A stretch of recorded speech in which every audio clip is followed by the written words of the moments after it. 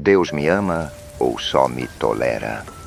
Existe uma diferença enorme entre ser amado e ser tolerado. Você já esteve num relacionamento onde sentia que a outra pessoa estava lá por obrigação? Onde o cuidado era real, mas a alegria de estar com você não estava? Tolerância tem um tom de esforço, de suportar, de cumprir o dever mesmo sem vontade. E muita gente, no fundo, é isso que sente em relação a Deus, que Ele existe, que Ele cuida, que Ele vai cumprir o que prometeu.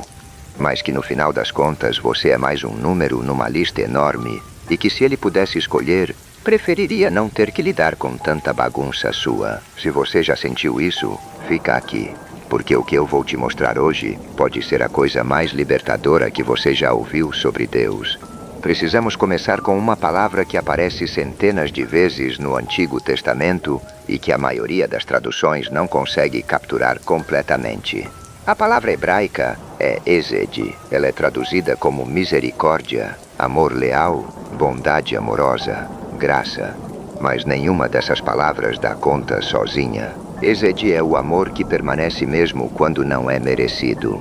É o comprometimento que não depende do desempenho do outro. É a lealdade que continua mesmo quando tudo justificaria o abandono. E essa palavra é usada repetidamente para descrever como Deus se relaciona com a humanidade. Não tolerância, Hesed. Mas vamos além das palavras. Vamos olhar para as imagens que a própria Bíblia usa para descrever o amor de Deus. A primeira imagem é a do pai com o filho pródigo.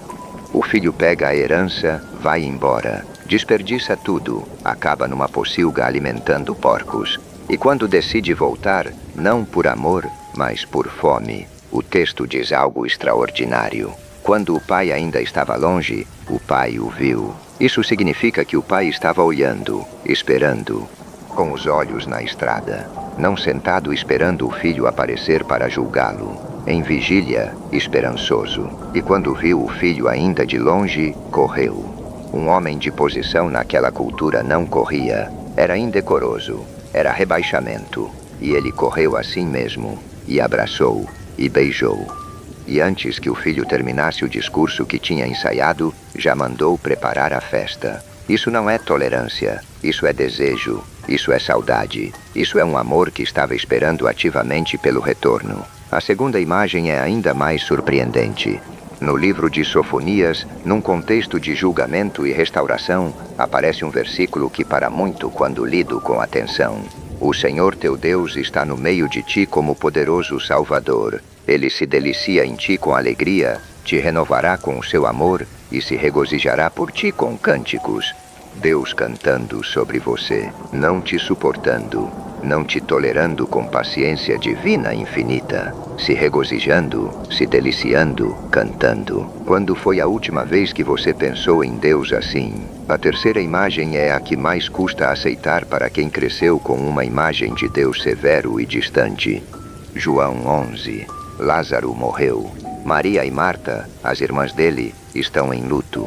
Jesus chega sabendo que vai ressuscitar Lázaro, sabendo que em minutos tudo vai mudar. E o texto diz, Jesus chorou. Por quê?